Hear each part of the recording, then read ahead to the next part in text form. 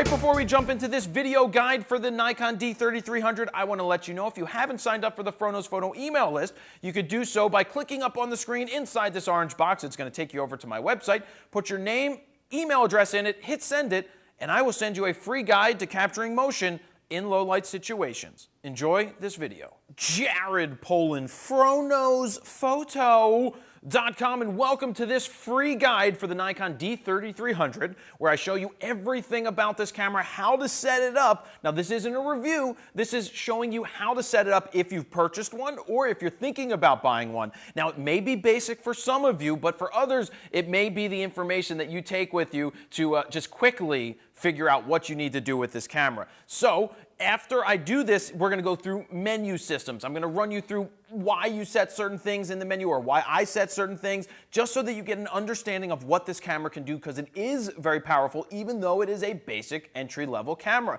So first things first, when you get this body, the lens will not be attached to it. So I want to show you how to attach the lens. You have a white dot right here on the lens, and you have a white dot right here on the side of the camera. In order to get them to seed together, you line up the white dots gently, then you turn it towards yourself, if you're sitting the way I am, until you hear a click. And at that point, you know that the lens is connected. You generally want to turn off the camera when doing that, because it turns off all of the power to the camera, so you're not going to suck dust in there and get dust onto the camera.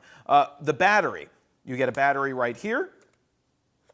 This one is the lithium-ion battery pack. This is the ENEL14A. This is a battery that Nikon makes. I highly recommend picking up an extra battery, but sticking with the Nikon. And the reason I say that is I don't like the generic batteries as much. I know people say that they're basically the same and they're all made by the same people. I just feel that if you stick with the genuine Nikon brand for batteries, you're much better off, because if your battery power dies when you're on an important shoot because you have a third-party issue, well, you're SOL, and that's not something you want to have happen. So, battery goes right in here. You press it till it clicks, you shut the door, and there you have it. Let's talk about the memory card. It goes right in here. You just slide it this way, and it flips open. It's on a spring. You have a card. You pop the card in. Boom, it clicks in. You shut the door. So here's what's important about memory cards.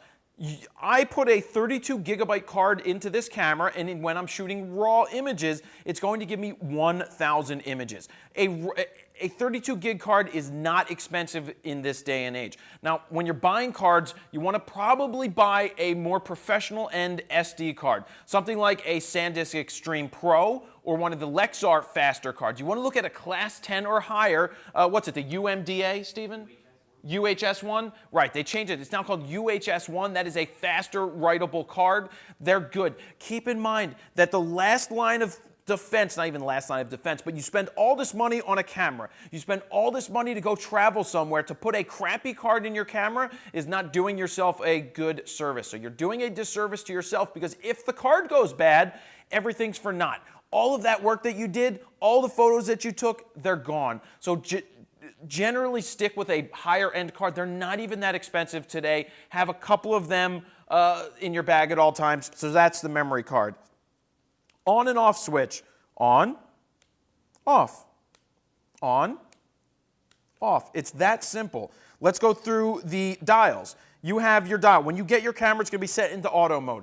Now, that's not a bad place to start when you're just getting started as a photographer. I personally get out of auto as quick as possible, but when you just want to shoot images, just take pictures, that is a good mode to be in when you're first learning, and over time, you'll find your way out of there. You've got the anti-flash, no flash. That means if you're in a situation and you don't want the flash to pop up, you see how it's not popping up in this case? It's not popping up, boom. But in the auto mode, the flash is popping up because it says I need the flash in here, and so it's automatically doing that. And if you're in a situation where you don't want to, you're not allowed to use a flash, you get into the no flash mode. Then you have your picture styles here, or picture controls. You got your portrait, landscape, little McLittleson guy, the runny guy, the macro mode, flower mode. It's not really a macro mode. It's not going to make you take a macro photo. That's all about the lenses. Then you've got your effects. I stay out of these modes myself. Again, when you're just starting out, it's okay to be there. I myself was in the Running Man mode for a long time when I shot sports until I understood that I can control my images better by being in what's called aperture priority. But first off, you have manual. Manual means that you set your shutter speed. You set your aperture. Aperture priority means you set your aperture and the camera's going to automatically set the shutter speed. Shutter priority means that you set the shutter speed and the camera's going to do the rest of the work to set the aperture. And program mode, aka professional mode, which it's not really professional mode, it's basically auto without being in auto. Then you have the guide mode, not something that I use. I don't like using the auto modes, but again, when you're first starting out, it's okay to use auto settings so you get an understanding of how the camera works.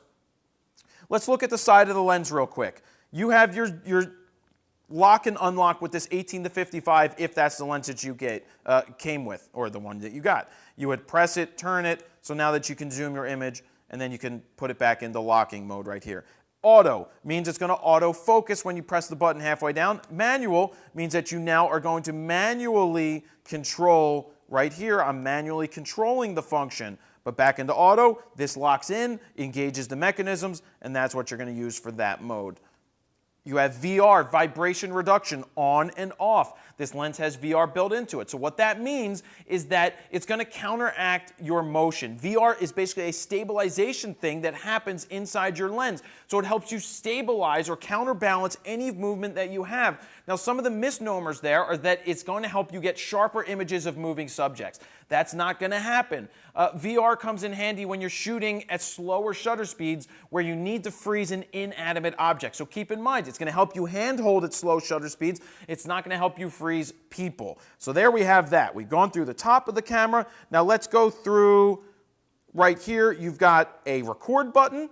That's how you're going to record video. A plus-minus button, which is going to come in handy when you're in manual modes, because that's how you're going to change your aperture. And you have the info button, which turns on the info screen on the back of the button. Up here, this isn't a microphone. This, I'm pretty sure, yep, this is the speaker that plays back. The microphone is actually right here above the D3300. That's where the audio gets recorded for your videos. This up top, this is a hot shoe for putting in a flash if you want to go ahead and get an external flash. This is your viewfinder. You're going to look through here. I prefer looking through a viewfinder when you're shooting photos instead of using live view because you get to see everything right through here and it's more stable when it's up against your eye. And then you have your diopter. That is what you change if you wear glasses and it doesn't look sharp yet the image is in focus. Just change your diopter. And if you think that your images aren't looking in focus through the viewfinder, your diopter may have been moved, so you want to make sure you can change that. This button, this dial right here that you turn, that's going to control your shutter speed. As you move that to the right, the shutter speed goes up. As you move it to the left, it goes down. And then also when you hold down the plus-minus button and turn this in the manual modes, that's where you're going to change your aperture. So moving on to the back of the camera, you've got your play button, your menu button, your plus or the magnifying glass to zoom in on things. You have a minus for the opposite side of the magnifying glass, as well as a checkerboard, and the info button, which is the same as the info button up top.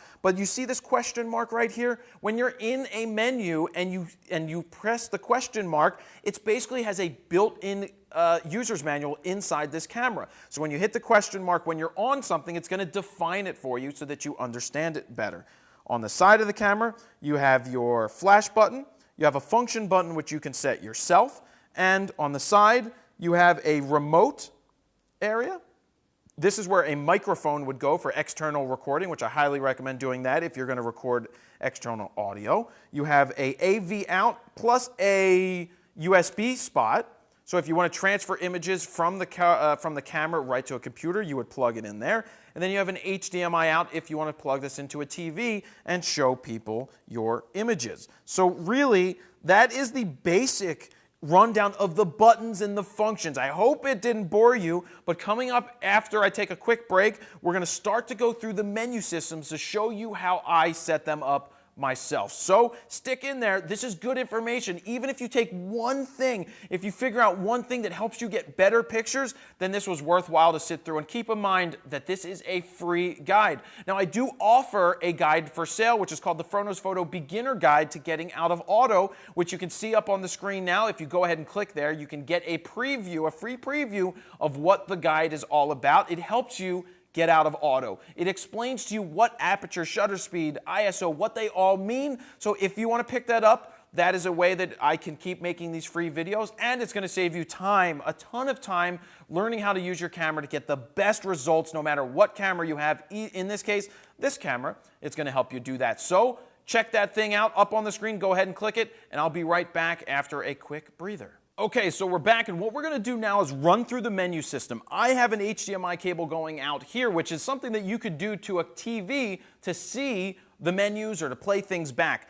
We're running to what's called an Atomos that's recording my screen. This is a good thing. So we're going to go through we're going to go through the menu system and how I would set it up myself and recommendations for what you could use. Now remember, I'm not going to give you every single piece of detail here. You still need to try it out for yourself and read the manual and see what everything's all about. But one thing to keep in mind is if you see an abridged menu, something that doesn't have as much information as what I'm telling you, that means you're probably in auto mode up on the top of the camera. Get into any one of the P, S, A, or M modes, and then that will unlock more of the menu system. So right now we're in the playback menu. We have a delete part. We're not going to delete anything right now, so I'm not even going to go into that. We have the playback folder. That's not a big deal either. But then we've got playback options. So we've got additional photo info. Right now, there's nothing selected. What none means, image only, means that the image is going to show up on the back of your camera without any information on it. Now, if you like information like highlights, so here's that question mark button that I'm going to hit. I'm going to hit the question mark button because I want to read it. Look at this. It explains everything to me. Highlights, areas at risk from overexposed, blink on and off. So that explains it to you. That's what's so good about having a manual right in the camera. RGB histogram, I don't turn on. Shooting data, I absolutely do turn on. And overview, what's overview mean again? It means, see, this is what's good about the menu. Images are shown with shooting data and histogram, something I don't need. So I hit back on the left button of the up, down, round, left, right, BA, select, start thing, and it says changes have not been saved. Save changes? Yes. So I save changes. Transition effects. Right now they're off. I can get into the playback menu, right?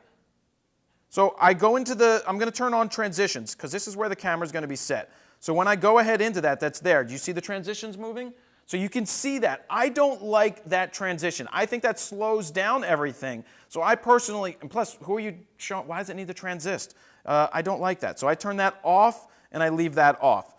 Image review, I leave this off. This means after you take a picture, the image doesn't pop up on the screen. Now, if you want it to pop up on the screen, then you would put it on on. The reason I don't do that is I don't want to have to shoot and chimp every time, meaning shoot a picture. Chimping means that you look at it right away. You're going to miss images by doing that.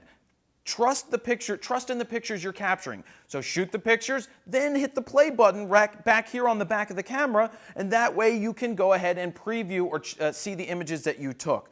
Rotate tall. I leave this off. What that means is when I get back into this mode, this is a horizontal image, but when I get to a vertical image, it doesn't rotate on the screen. So that it fills up the entire 3.2-inch screen. All I have to do is turn the camera vertically, and then I can review the screen like that. Slideshow, don't bother with that. Ratings, I don't rate, and that I don't do at all. So now we're into the shooting menu.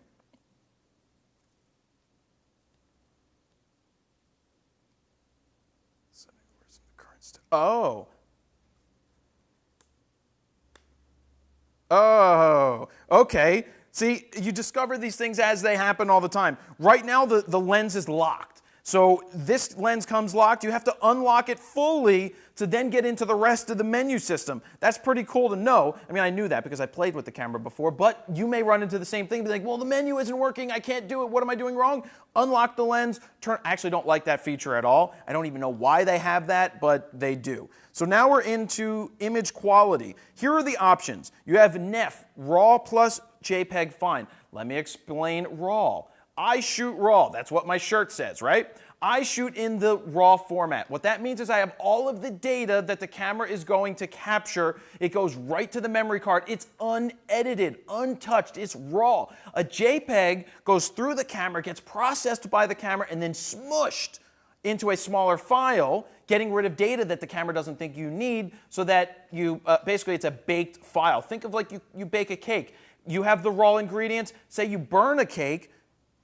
Can you go back to it and recook it? Well, you can with it if you have more raw ingredients.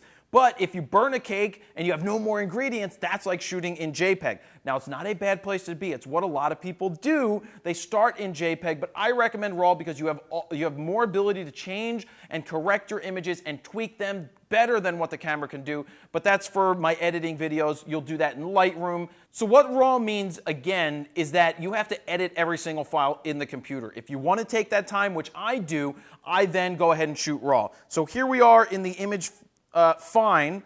I go ahead, if you're starting out, I do recommend shooting that RAW and saving it. You're going to get 1,000 RAW images on a 32 gigabyte card. That's a lot of images. Or in JPEG Fine, I saw that it's 1.9 thousand. That's 1,900 images. That's a lot of pictures. You're not going to take that many.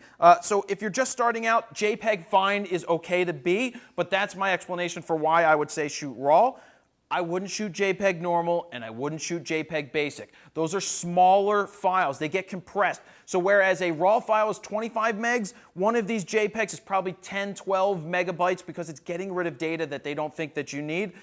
Remember that you can't go up in quality if you start in basic. So you can't upsize an image. It's not McDonald's. You can't pay a quarter and get a Big Mac with extra fries or something, which I've never been to. I've eaten McDonald's once. Don't like McDonald's. But anyway, so if you just want a place to start and you're not comfortable with RAW, shooting JPEG, fine. That's okay to start out. Image size, you've got large, medium, and small. 6 megapixels, 13.5, and 24. Like I just said, I start in the highest and I stay there. White balance. I leave this in auto. Now, if you're going to be using a flash, you may want to change to flash white balance. The autos are pretty smart in these cameras now, but keep in mind, when you shoot RAW, you can tweak the white balance later without an issue, and we'll get to the JPEG in a minute. Picture controls. If you're going to shoot in JPEG, you want to set your picture controls. It's set to standard. What that means in here, you can see you've got sharpening, contrast, brightness, saturation, and hue. If you overdo the saturation or overdo the sharpening, it's getting baked into your file. It's cooked in there. It's baked in, which means that you can't change that later. Now, the RAW files are not affected by any of the changes that you do in picture control. So, for example, I'll just hit save. If you went ahead, oops, I don't want to do that. If you go ahead and you shoot in monochrome, that means the pictures that you take are going to come out black and white. And if you're shooting in JPEG mode, they're going to be saved in black and white, and they'll never be able to get back to color. But if you shoot in RAW format and you shoot in monochrome, it's going to preview as black and white, as monochrome, but you'll still have the raw data there in the computer. That's something really important to have. And another thing to keep in mind with picture control is that whatever your picture control is set to, that's going to affect your video, because the picture control directly affects that when it comes to video. So if you shot video in monochrome, that means it's going to come out in monochrome. Auto distortion control is off. You can read about that in the book. Color space, I set it to sRGB. When you shoot RAW, it doesn't really matter, but I set it to sRGB, not Adobe RGB. Active delighting, I leave off. Noise reduction, I also leave that off. ISO sensitivity, so what that means, you can leave it on auto. I don't recommend that. In bright situations, you use a lower ISO. In dark situations, you use a higher ISO. But keep in mind, the higher the ISO, the more noise you're going to see in your images, the more grain. That's what I explained in the Front Nose Photo Beginner Guide to Getting Out of Auto. You can check that out. That's going to be the fast way to understand everything that I'm talking about there. I leave auto ISO off. AF area modes, you've got your single area AF, dynamic area AF, 3D tracking 11 points, and auto area AF. I leave off the auto. I don't want to use auto area AF because what that means is if I'm holding out my hand and I want to focus on my face, it's probably going to focus on the closest thing to the camera, which is the hand, but that's not where I wanted it to focus. You're smarter. Tell the camera where it should be. I stay in dynamic. What dynamic means is if you're shooting a dog that's running and you're, say, on the center focusing point and the dog shifts to the right focusing point, it's going to automatically shift for you without you having to do anything so that it's going to continue to focus. If you did it in single point AF, as soon as something leaves that focus point, you're SOL, and it's not going to follow it for the most part, and you may not get that focused image. Live view, we're going to skip past that. Built-in AF area assist light. I have it on off. You can see this right here. This is an AF light. That's a lamp that goes on when you're trying to, it only goes on in low light situations when it has trouble focusing. I turn that off because I don't want people seeing that I'm actually shooting their picture most of the time, or that I don't want that light to distract them. Metering modes. You've got matrix, you've got center weight, and you have spot. Generally, I am in matrix metering all the time. What that means is it's taking an average of the brightest area and the darkest area and averaging it out to give you the meter reading inside the camera.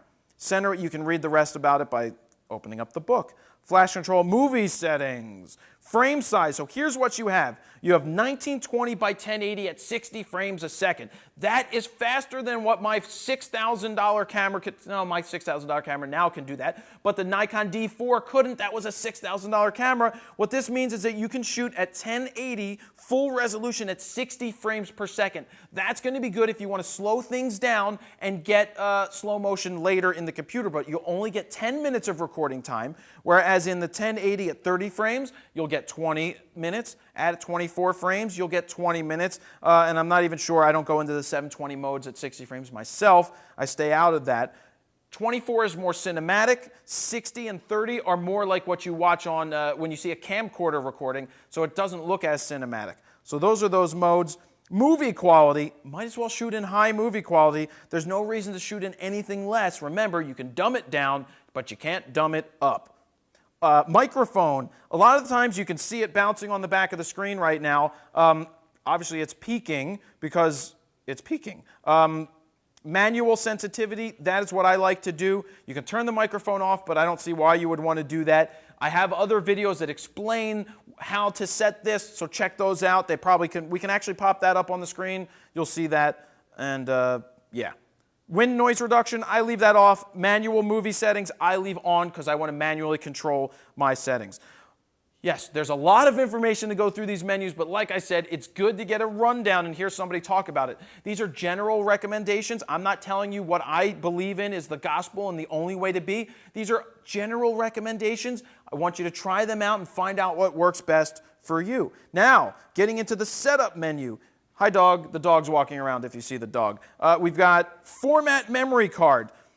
When I put a new card into the camera or after I'm done taking pictures and save them to the computer, I reformat before each shoot.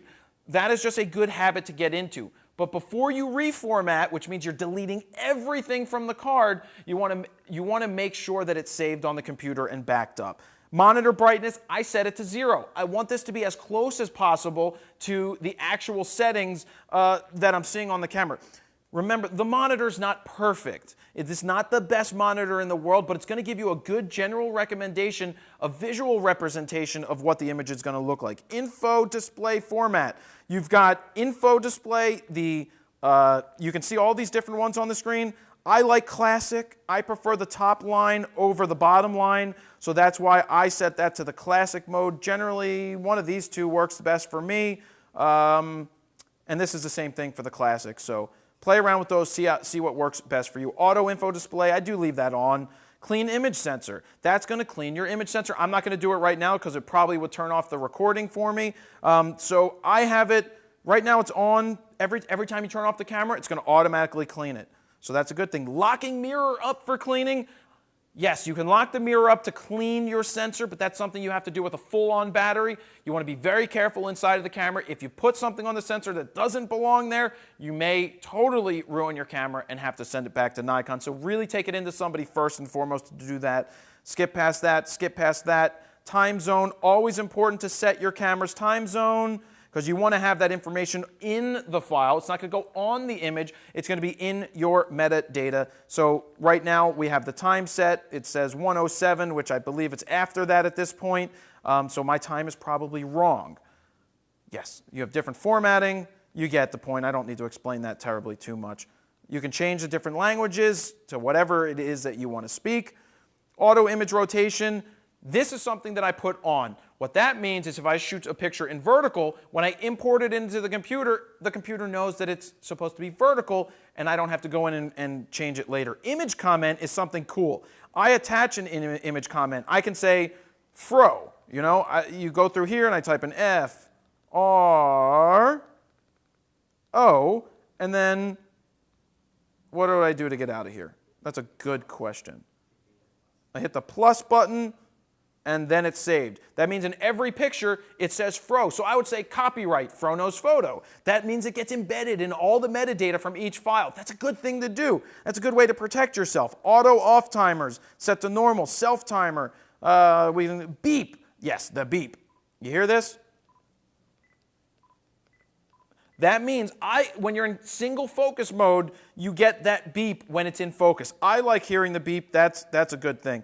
Rangefinder's off. File number sequence is on. That means every time you take a picture, it's going to start at 1 the first time. And then when I take the card out and put another one in, say I took 100 pictures, it's going to start at 101.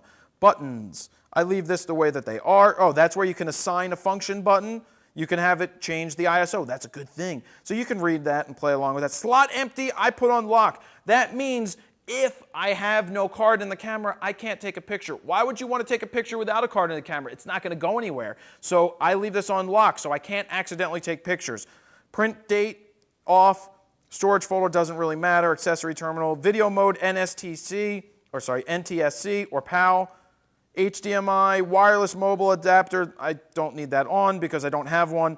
And then you have your firmware. We're almost there, guys. We're almost out of this menu. Retouch menu, I don't bother to edit images in the camera. And then you have your recent settings. That shows you all of the settings that you've recently done if you want to get back there quicker. So that is a rundown of the menu system. It's a long part, but it's good stuff. So we're going to come back with something else right after I take another water break. Okay, now it's time to show you the back of the camera, what you're going to see when you're really going to take pictures. What you have here, we're in manual mode, and you can see that I can switch from manual to aperture priority to shutter priority and program mode. So let's get back in the manual mode. See what's going to happen when I turn this dial? We see that?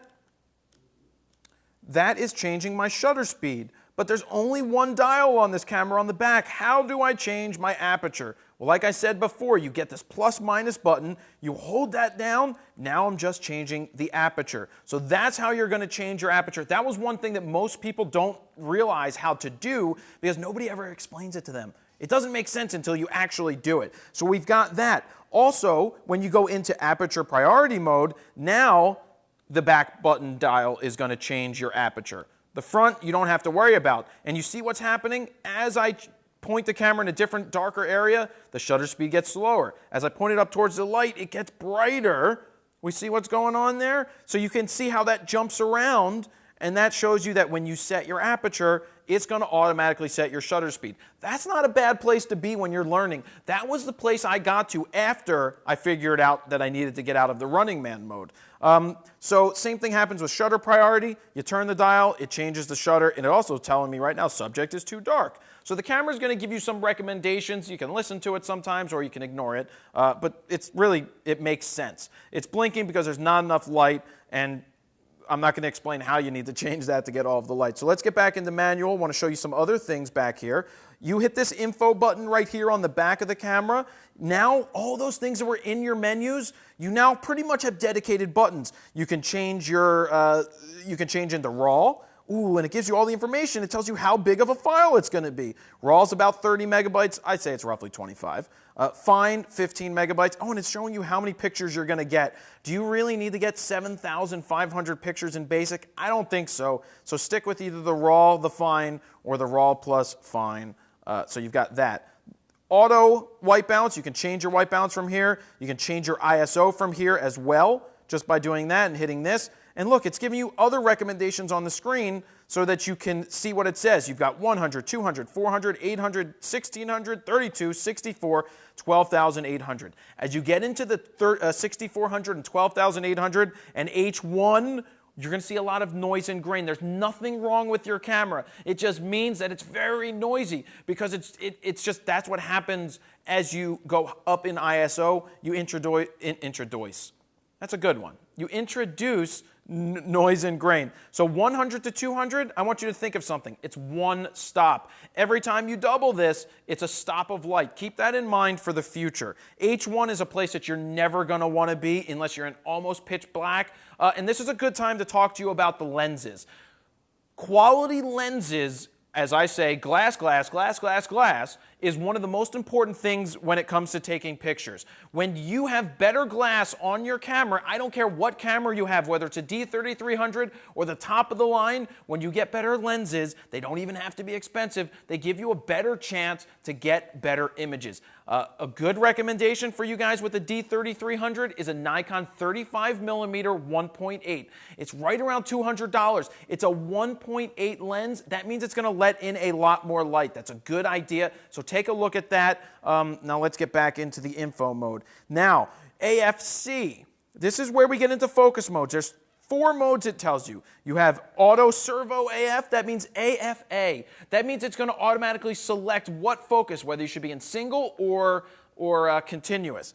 So single focus mode is when you press the shutter button halfway down and you hear that beep. If you do not release your finger, then it's going to lock the focus right where it was. But if your subject moves, then you're going to have to redo your focus because they're going to be out of focus at that point. AFC is continuous. That's for when you're shooting continuous subjects. That means if your fingers press halfway down on the button, it's going to continuously focus the subject. And then manual is for when you want to get into manual. You're going to want to switch on the side of the camera the manual setting to do that as well. So back here, you have your dynamic area AF, and also you can hit the question mark to read different things about those right here. Dynamic, 3D, and auto area AF. And maybe I'll get some examples when Stephen and I mess around with live view to show you how that all works. Don't mess with this, don't mess with this, exposure compensation, flash, I don't mess with any of that stuff.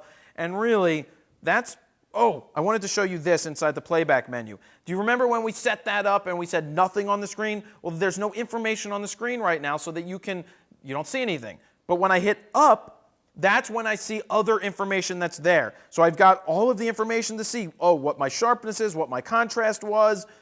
These were all shot in RAW, by the way. Then you could see all of your settings. So if you want to try to replicate what was my picture set, what did I set my aperture and my shutter speed to in this one? Well, I go back and I go, okay, I can replicate that here. It tells you all the lens information, and then back to the highlights. Actually, nothing's blown out. You would see the blinkies. That means my exposure was right. All right, my exposure was right, so there's no more blinkies. And then really, how you cycle through, you go left and right is going to change your images. And that's really what you have here. So I want to try something. Hopefully it doesn't reset the menu. There's this button right here that I hit. Okay, good. It didn't reset the menu. So this is your release mode. This means in S. That means single. That means you press the button. If you hold your finger down, it's only going to take one picture. In this mode, it's in continuous. So if you're in continuous mode, if you press the shutter down, it's going to keep taking pictures as long as it's in focus in a rapid succession. Basically, they call it spraying and praying. It's a motor drive. Don't do that for every single picture, trust me. Quiet mode, sort of give you a quiet shutter. I'm sure it's not terribly too quiet. Ooh, self-timer mode. Right now it's set to 10 seconds. That's a good one to be in. You have your delayed remote, and then you have your quick release remote, and that pretty much runs through the back of the camera. Oh, I want to show you. You've got your, right here on the left-hand part of the screen, you can see the focus points moving. That is what I'm controlling. That's my focus point. So that's where you would change it if you wanted to select the focus point where you wanted. And then just look at this meter. You can see the line moving. We see that moving on the screen. That means if it's all the way to the left, that's not good.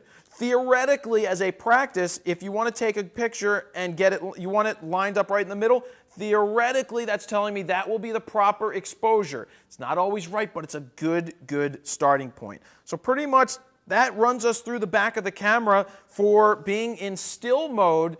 I should come back and show you live view mode now, what that's going to look like for when you're going to do video, so we'll be right back. Okay, so now we're in live view mode. That means when you hit the LV button back here on the camera, because we didn't talk about that earlier, that turns us into live view mode.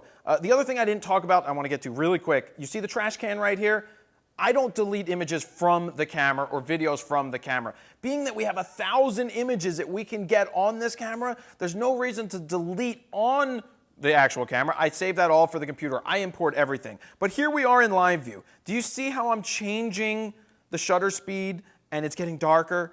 Live view is a great way for you guys to understand the shutter speeds, the apertures. It's kind of it's part of what I talk about in the Front Nose Photo Beginner Guide to Getting Out of Auto. You can see as I change it, it gets brighter and it gets darker. That's a good visual representation for you guys to practice doing. On the screen, you can see it says manual up top. You can see that it has manual focus, the standard definition, or SD for your picture style, your white balance is auto, it's in RAW.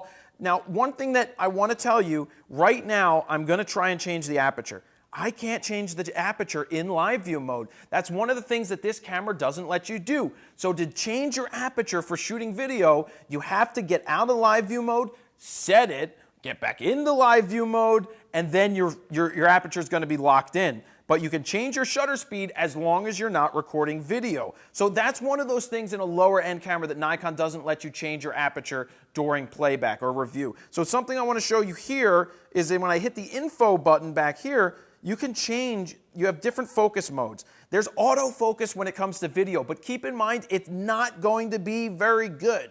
I don't recommend using that. I recommend staying in the manual mode to focus it because when you record, you're probably picking this up. Is that audio picking up, Stephen? You can't tell? Well, when you do autofocus, you're going to hear grinding of the lenses. So the lens is going to the camera's going to pick up that audio. It's going to pick up that audio. So that's one thing to keep in mind.